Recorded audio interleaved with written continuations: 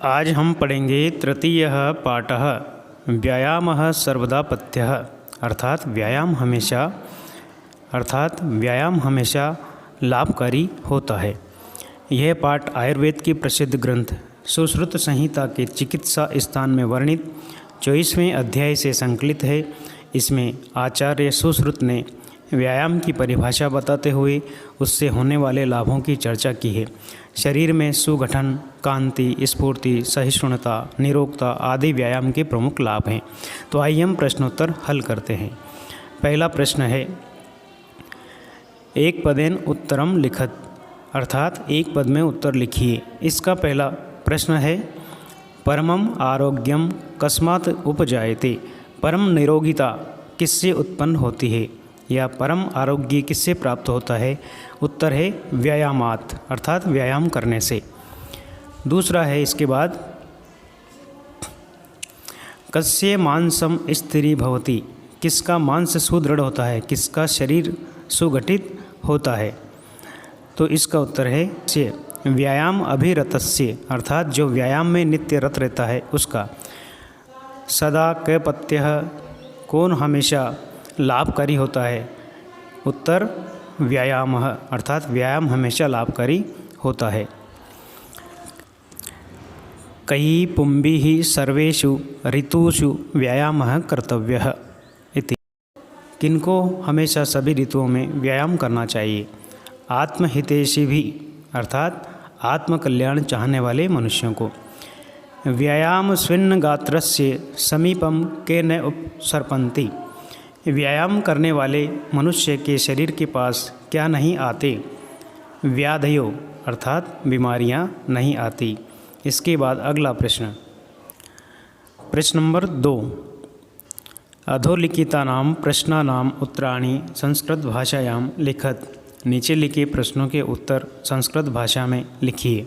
तो आइए पहला प्रश्न है, कीदृशम कर्म व्यायाम संगीतम कथ्यते। किस प्रकार के कर्म को व्यायाम की संज्ञा दी गई है? तो इसका उत्तर है शरीर यास जननम कर्म व्यायाम संगीतम अर्थात यह शारीरिक परिश्रम से उत्पन्न कर्म को व्यायाम की संज्ञा दी गई है। नेक्स्ट है, व्यायामात् किम उपजायते अर्थात व्यायाम से क्या उत्पन्न होता है?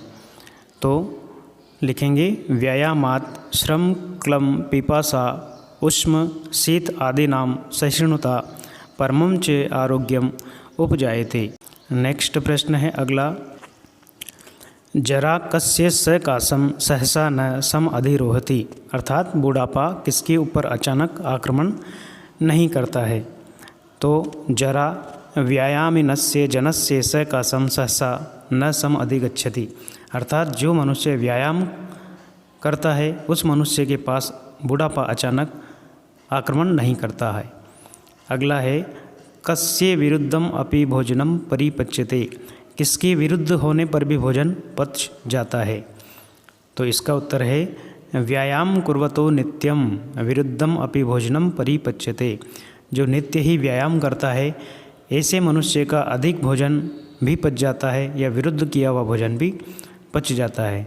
इसके बाद अगला प्रश्न है, कियता बलेन व्यायामः कर्तव्यः। कितने बल के साथ व्यायाम करना चाहिए? अर्ध बलेन आधे बल के साथ हमें व्यायाम करना चाहिए। अगला है, अर्ध बलस्य लक्षणम किम यानी कि अर्ध बल का लक्षण क्या होता है? तो उत्तर है व्यायामः कुर्वतो जंतो यदा हृदय स्थान स्थित वायुः वक्रम प्रपद्यते तद अर्धबलस्य लक्षणम अस्ति। ठीक है। इसके बाद अगला प्रश्न है प्रश्न नंबर 3, उदाहरणम अनुसृत्य कोष्ठगतेषु पदेषु तृतीया विभक्तिम प्रयुज्य रिक्त स्थानानि पूरयेत्। उदाहरणों के अनुसार कोष्ठक में दिए हुए पदों की तृतीय विभक्ति लगाकर या तृतीय विभक्ति का प्रयोग करके रिक्त स्थान की पूर्ति कीजिए। जैसे यहाँ पर समझाया गया है, व्यायामः रिक्त स्थान होनम अपि सुदर्शनम करोति। गुण शब्द कोष्ठक में दिया है तो इसका तृतीय विभक्ति लगाकर हम वाक्य बना देंगे, व्यायामः गुणैः हीनम अपि सुदर्शनम करोति। तो गुण शब्द का तृतीय विभक्ति हो गया यहाँ पर गुणे। ऐसे और देखते हैं, पहले रिक्त स्थान में कोष्टक में लिखा है बलश्चार्धम, तो बलश्चार्धम का तृतीय विभक्ति हम बना देंगे एक वचन में, बलश्चार्धेन हो जाएगा। दूसरे रिक्त स्थान के लिए कोष्टक में दिया हुआ शब्द है व्यायाम, तो व्यायाम का हम कर देंगे व्यायामेन। इस प्रकार से हम विद्या शब्द का तृतीय विभक्ति यहाँ पर बना देंगे विद्या, विद्या विना जीवनम नास्ति। ऐसे ही चरण शब्द का तृतीय विभक्ति हो जाएगा चरणेन, स चरणेन खंजः अस्ति। और लास्ट में नासिका शब्द लिया है, नासिका का तृतीय विभक्ति बनाएंगे तो हो जाएगा नासिकया। इस प्रकार से हम सभी रिक्त स्थानों की पूर्ति कर देंगे। इसके बाद हम देखते हैं प्रश्न नंबर 4। स्थूल पदम आधृत्य प्रश्न निर्माणम कुरुत। स्थूल पदों को आधार बनाकर प्रश्नों का निर्माण कीजिए। तो इसके लिए आइए हम देखते हैं। पहला प्रश्न है शरीरस्य आयास जननम कर्म व्यायामः इति कथ्यते। अर्थात शरीर से उत्पन्न कर्म को या शारीरिक परिश्रम से उत्पन्न कर्म को व्यायाम की संज्ञा दी गई है। यहाँ पर शरीरस्य जो शब्द है ये स्थूल पद है, इसको हटाकर हम यहाँ पर लिख देंगे कस्य और अंत में जोड़ देंगे प्रश्नवाचक चिन्ह। तो प्रश्न हमारा बन जाएगा कस्य आयास जननम कर्म व्यायाम इति कथ्यते। इस प्रकार से हमें सभी प्रश्न बनाना है। इसके बाद अगला प्रश्न देखिए ख अर्यः व्यायामिनम न अर्दयन्ति। इस प्रश्न में अर्यः शब्द जो दिया हुआ है वो स्थूल पद है। इस अर्यः शब्द को हटाकर हम यहाँ पर लिख देंगे के। तो आपका प्रश्न बन जाएगा के व्यायामिनम न अर्दयन्ति। अगला है आत्महितैषिभिः सर्वदा व्यायामः कर्तव्यः। इसमें स्थूल पद आत्महितैषिभिः है, इसको हटाकर हम लिख देंगे कही। कई शब्द लिख करके हम यहाँ पर प्रश्न बना देंगे सर्वदा व्यायामः कर्तव्य। इसमें कई जोड़ देंगे तो हो जाएगा कई सर्वदा व्यायामः कर्तव्यः। इसके बाद अगला है व्यायामं कुर्वतः विरुद्धं भोजनम अपि परिपच्यते। व्यायाम करने पर विरुद्ध भोजन या अधिक किया हुआ भोजन भी पच जाता है। तो यहाँ पर विरुद्धम जो शब्द दिया हुआ है वो है स्थूल पद। इस स्थूल पद के स्थान पर हमें लिखना है कीदृशम। कीदृशम शब्द जोड़ करके हम प्रश्न बना देंगे व्यायामं कुर्वतः कीदृशम भोजनम अपि परिपच्यते और अंत में हम प्रश्नवाचक चिन्ह लगा देते हैं। तो ये प्रश्न बन जाएगा। फिर है गात्राणाम स्वविभक्तता व्यायामेन संभवति। शरीर का सुगठन व्यायाम से संभव है। तो यहाँ पर गात्राणाम पद को हटाकर इसकी जगह हम लिखेंगे केश्याम। तो प्रश्न क्या बनेगा केश्याम स्वविभक्तता व्यायामेन संभवति। किसके द्वारा शरीर स्वविभक्त बन जाता है। इसके बाद अगला प्रश्न है, इसमें लिखा है षष्ठ श्लोकस्य भावम आश्रित्य रिक्त स्थानानि पूर्यत। छठे श्लोक के आधार पर रिक्त स्थान की पूर्ति कीजिए। तो यहाँ पर देखिए श्लोक लिखा हुआ है। इस रिक्त स्थान में हम देखेंगे सबसे पहले वाला जो रिक्त स्थान है उसमें हम लिख देंगे वैनतेयस्य समीपे उर्गाः न। इसके बाद वाले रिक्त स्थान में हम लिखेंगे गच्छन्ति एवमेव व्यायामिनः जनस्य समीपम। फिर इस रिक्त स्थान में हम लिखेंगे व्याधयः या फिर रोगाः कोष्टक में लिख देंगे न गच्छन्ति। व्यायामः वयोरूप गुणहीनम अपि जनम। इस रिक्त स्थान में हम लिखेंगे सुदर्शनम करोति। इस प्रकार से हम इस श्लोक का रिक्त स्थान भर लेंगे। अगला प्रश्न है 5 व्यायामस्य लाभाः इति विषयम् अधिकृत्य पंचवाक्येषु संस्कृत भाषायाम एकम अनुच्छेदम लिखत।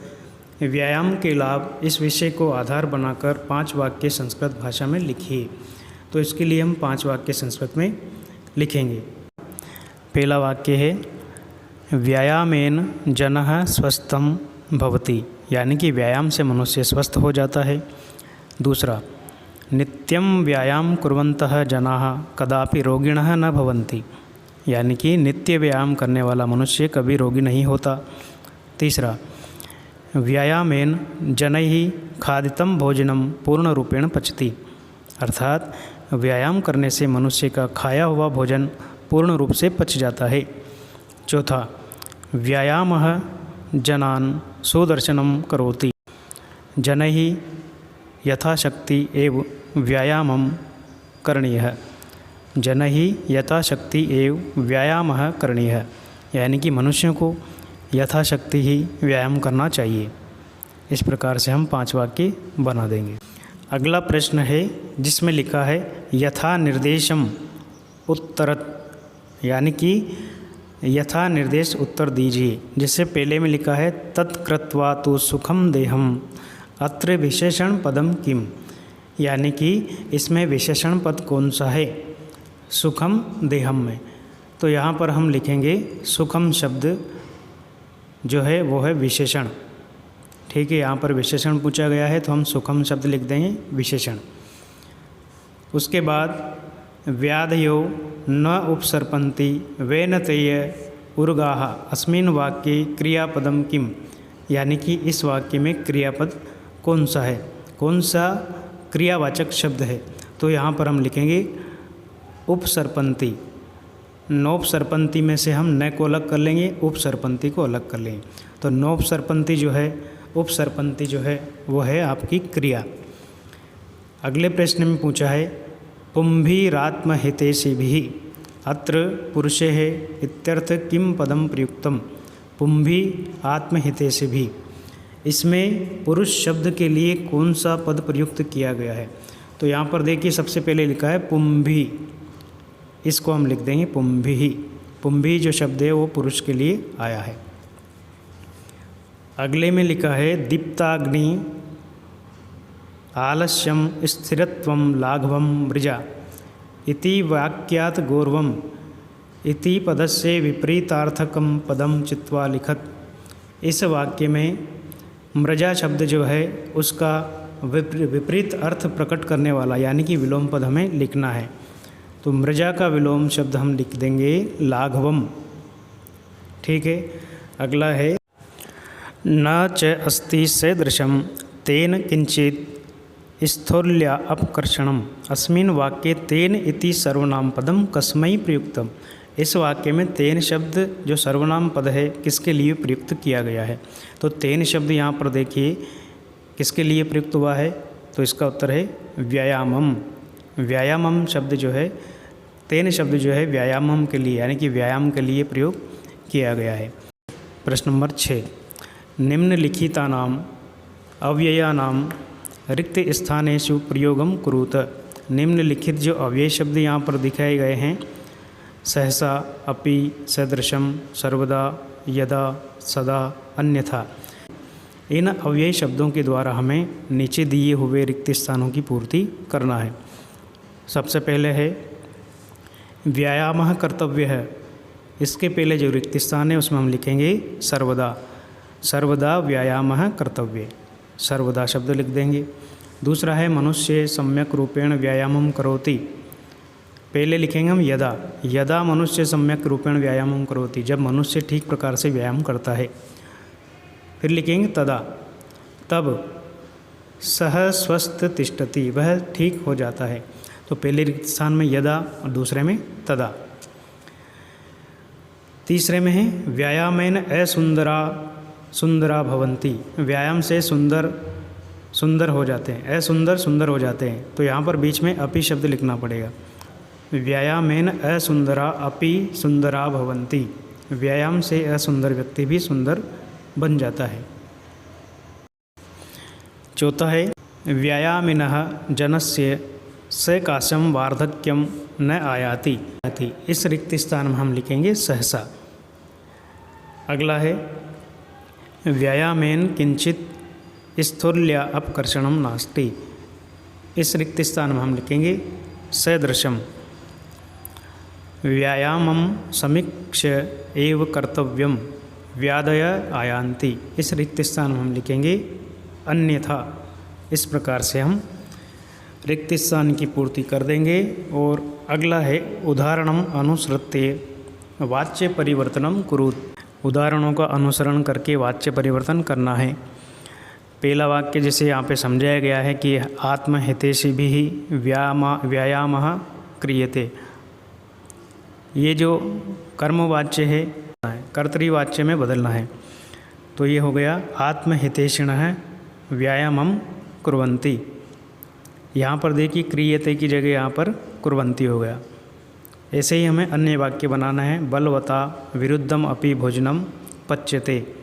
तो इसका हम बना देंगे बलवान विरुद्धम अपि भोजनम पचति। ठीक है। जनैः व्यायामेन कांति ही लभ्यते। इसका कर्तृवाच्य में परिवर्तन होने पर ये बन जाएगा जनाः व्यायामेन कांति लभन्ते। ऐसे ही मोहनेन पाठः पठ्यते। कर्तृवाच्य बनेगा मोहनः पाठं पठति। अगला लतया गीतम गीयते। इसका कर्तृवाच्य बनेगा लता गीतम गायति। इस प्रकार से हम कर्मवाच्य को कर्तृवाच्य में बदल देंगे। 7वां प्रश्न है अधोलिखितेषु तद्धित पदेषु प्रकृति प्रत्ययम च पृथक कृत्वा लिखत। नीचे लिखे तद्धित पदों के प्रकृति यानी कि धातु और प्रत्यय अलग करके लिखिए। जिससे पहला शब्द लिखा है पथ्यतम। इसमें मूल शब्द है पथ्य और इसमें प्रत्यय लगा हुआ है तमप। ऐसे ही सहिष्णुता। इसमें मूल शब्द है सहिष्णु और प्रत्यय का नाम है तल प्रत्यय। अग्नित्वम। इसमें मूल शब्द है अग्नि और प्रत्यय का नाम है त्वा प्रत्यय। स्थिरत्वम। इसमें स्थिर जो है वो मूल शब्द है और प्रत्यय का नाम है त्वा प्रत्यय। ऐसे ही लाघवम। इसमें लाघु मूल शब्द है और संजय प्रत्यय यहाँ पर लगा हुआ है। इस प्रकार से हम समस्त प्रश्नोत्तर करेंगे। धन्यवाद।